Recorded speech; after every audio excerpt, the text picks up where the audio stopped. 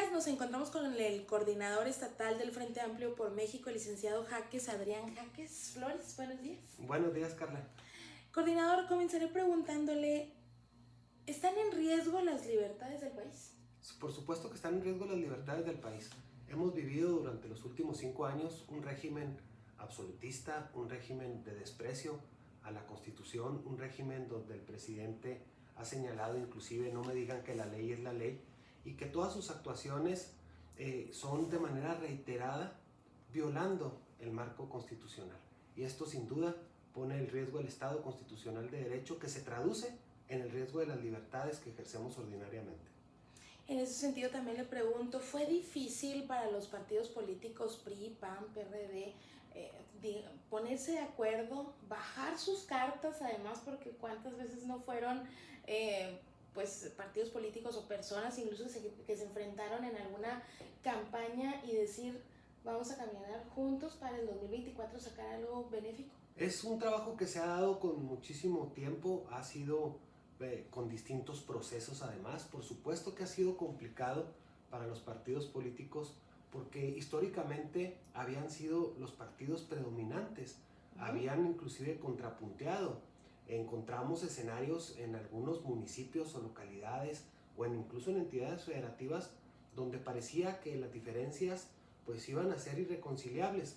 Hoy afortunadamente, estimulados por la sociedad civil organizada, tomaron la decisión de voltear a ver el riesgo que enfrentamos como país y darse cuenta que la política en México ha cambiado, que ya las rivalidades no son solamente entre estas siglas históricas, sino que tenemos que hacer las adecuaciones a la realidad. Y hoy yo celebro la decisión tanto de las dirigencias nacionales como mi reconocimiento a las presidencias estatales, a Alejandro Domínguez, a Gabo Díaz, a Noemí Aguilar, que de tener la voluntad de poder construir juntos una plataforma electoral que podamos ofertar a la ciudadanía, en las cuales prevalezcan las coincidencias más allá de las diferencias ideológicas y poder generar una oferta adecuada para la ciudadanía chihuahuense en este 2024. En ese sentido le pregunto, coordinador, al hacer esta alianza, por ejemplo, lo que recuerdo que mencionaron allí fueron que 14 distritos se los queda el PAN, 7 el PRI, 1 se lo queda el PRD.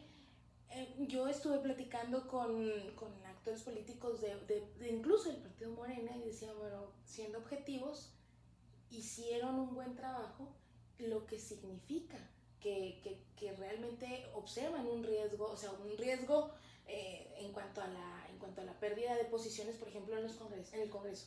Por supuesto, cada elección significa un reto mayúsculo.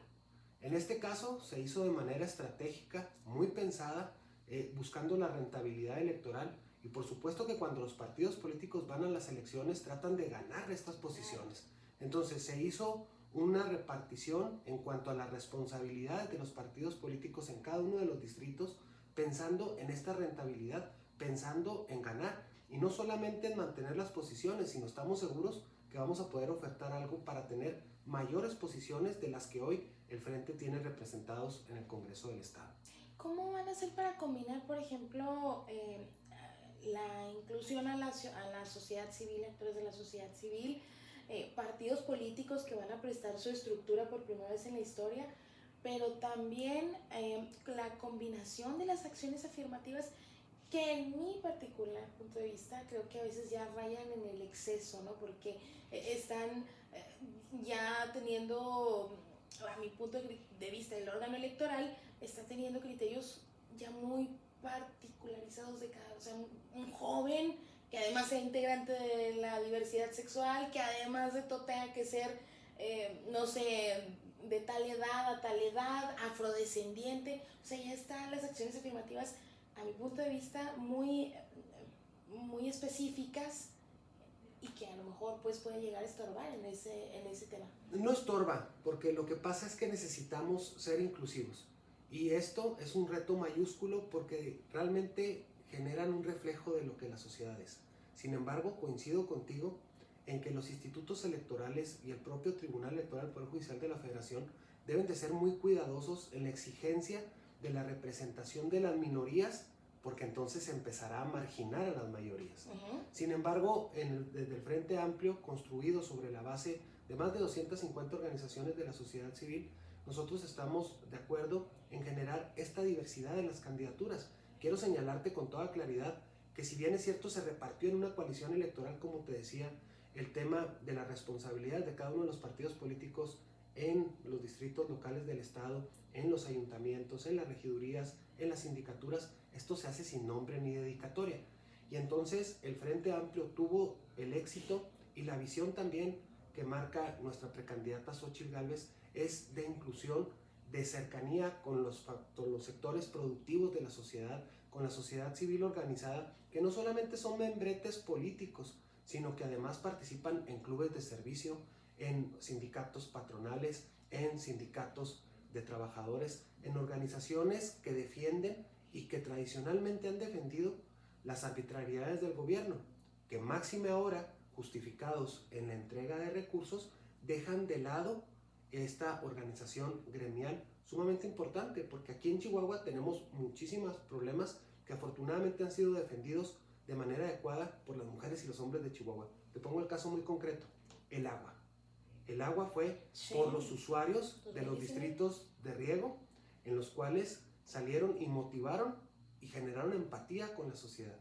Ese tipo de organizaciones sociales son las que estamos nosotros buscando, quienes son y ejercen liderazgos en cada una de las comunidades, mujeres y hombres que tengan la valentía de enfrentarse, insisto, ante un gobierno absolutista, ante una elección de Estado que representa eso, todos los vicios del pasado y que Morena desgraciadamente los enarbola como bandera. Si la alianza funciona y llegan a un buen puerto, ¿qué va a pasar después? Porque la pregunta de muchas personas es, bueno, se aliaron PRI-PAN, dos partidos antagónicos de toda la vida, el PRD ya no es tan de izquierda como lo presumía. Entiendo que ahorita hay valores y necesidades que se tienen que buscar prevalecer, pero después, ¿qué va a pasar? ¿Se van a reagrupar? Porque buscan acciones, su agenda, por ejemplo, legislativa es totalmente diferente. Bueno, aquí esto es muy importante, qué bueno que lo mencionas. Desde 2014 existe constitucionalmente la figura de los gobiernos de coalición. En el convenio de coalición, a diferencia de los que se presentaban exclusivamente para temas en materia electoral, es decir, específicamente hasta el día de la jornada, hoy sí se generaron compromisos adecuados y muy puntuales sobre la integración de las diversas expresiones políticas a las candidaturas que logren el triunfo por parte de esta coalición electoral. Es decir, sí se abrazará a los gobiernos de coalición y cada una de las representaciones, y claro, con los méritos hechos en campaña y con los resultados obtenidos, no solamente son las posiciones que se reparten tradicionalmente de las regidurías, sino estamos hablando de direcciones, estamos hablando de representación realmente en los ayuntamientos. Es decir, las agendas legislativas también trabajarán de manera conjunta. Claro, podrá haber puntos de vista particulares que algún partido está interesado. Sin embargo, el acuerdo es trabajar juntos porque Morena no solamente va a ser vencido en esta elección, sino tenemos realmente que erradicar esta manera de hacer política, insisto, sobre todo en la violación constante del Estado de Derecho. Perfecto, sí. ¿Cómo perciben a Movimiento Ciudadano? No sé si lo perciben como una especie de caballo de Troya. Algunas personas dicen no. Tenemos, las personas que pertenecen a Movimiento Ciudadano dicen tenemos un enemigo en común con PRI, PAN y PRD, ¿no? Que es Andrés Manuel López Obrador. Pero en los hechos pareciera que al menos la dirigencia es totalmente diferente. Bueno, ¿cómo piensa? Movimiento Ciudadano tampoco es la novedad y esto ahora, gracias al impulso de algunos personajes que militan en Movimiento Ciudadano, como fue el caso específico de Samuel García, este grupo Nuevo León, pues dan esta imagen como si apenas estuvieran creando esto. Recordemos que Dante Delgado Ranuro primero crea Convergencia. Convergencia lo vuelve Movimiento Ciudadano. Es decir, lleva más de 20 años Dante Delgado siendo el dirigente del Movimiento Ciudadano. Y te puedo afirmar que es el dirigente más antidemocrático de un partido político en México, porque realmente tiene 2 décadas dirigiéndolo, es una franquicia personal. Tienen una buena mercadotecnia, sin duda. Son experiencias que se tienen que aprender. No lo consideramos un caballo de Troya, porque está perfectamente identificado. por lo cual pierde el elemento de sorpresa con esta analogía. El caballo de Troya nadie sabía qué era lo que traía adentro. Aquí está perfectamente desnudado cuáles son las intenciones, quiénes son los personajes que participan activamente en Movimiento Ciudadano en el Estado, han presentado históricamente candidaturas. Hoy incluso existe un legislador de Movimiento Ciudadano, el doctor Francisco Sánchez, quien a lo particular yo respeto y tengo una amistad con él. Alfredo Lozoya también, que ha abanderado a Movimiento Ciudadano en diversas ocasiones, y también ellos tienen sus propios problemas. Primero, grandes aliados de Javier Corral.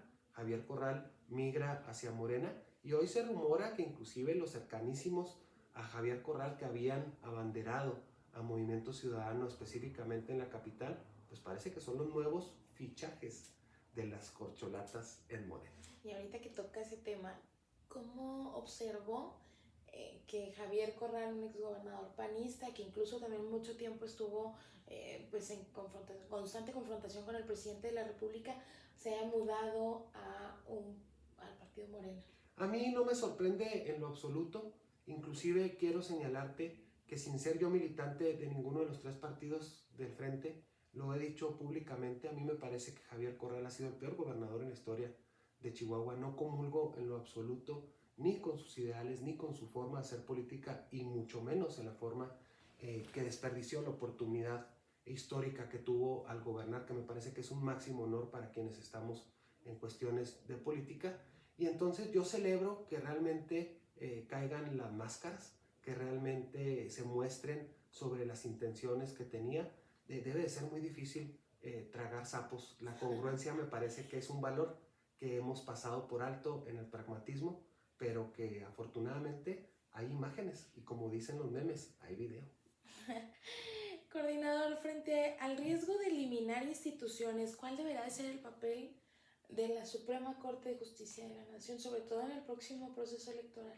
La Suprema Corte de Justicia de la Nación es una institución fundamental para el desarrollo democrático de nuestro país. Es una institución que realmente ha sido garante de la Constitución. ¿Qué espero yo de la Suprema Corte de Justicia?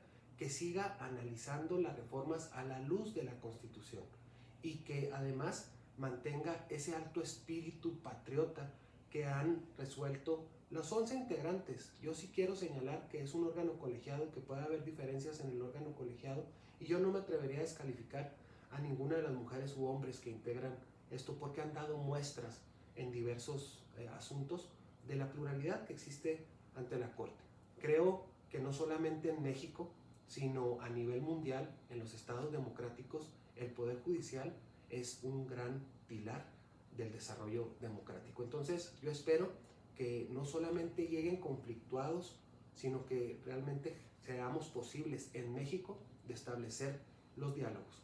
Recientemente acaba de votar la Cámara de Senadores la segunda negativa hacia la propuesta del presidente de la República, y aquí sí quiero aclarar que, en uso de sus facultades constitucionales, el presidente de la República nombrará por primera vez en la historia de manera directa a una ministra de la Corte. Aun y cuando en los medios de comunicación se trate de señalar la idea de que esto es una conducta antidemocrática, paradójicamente es la primera que el presidente de la República, respetando la Constitución, va a ejercer. Sin embargo, esta es una salvaguarda constitucional que solamente obedece a cuando los canales de diálogo, de política, de acuerdos están rotos. Y desgraciadamente el presidente de la República tiene que asumir el costo de haber mandatado a sus representantes en las cámaras, en haber roto el diálogo, en tener una parálisis de nombramientos, en tratar de debilitar a las instituciones mediante la inacción. Y solamente en aquello que le interesaba para generar un espacio en la Suprema Corte de Justicia le dio prioridad. Y aquí también quiero aclarar que me parece que los perfiles postulados tienen la solvencia jurídica y académica suficiente, pero desgraciadamente tienen una cercanía innegable de manera partidista, que es algo que no es un requisito constitucional, pero sí roza en los límites de la ética política. Justo para llevarme mi próxima pregunta, ¿qué postura te merecía, coordinador, los tres perfiles? Hubo una de ellas que en su presentación con el Senado de la República, a mí me parece que hasta impresentable, además por la cercanía que tiene con el presidente de la República, se atrevió a decir que Estados Unidos ni constitución tenía cuando es una de las más longevas. A mí eso me parece impresentable. ¿Cuál de los tres perfiles, que bueno, va a ser una de ellas, te parece mejor? Bueno, a mí me parece en el análisis y de sus logros académicos, su preparación, a mí me parece que Berta Alcalde Luján es el perfil que tiene mayor, tiene una ventaja competitiva sobre las demás integrantes de la terna.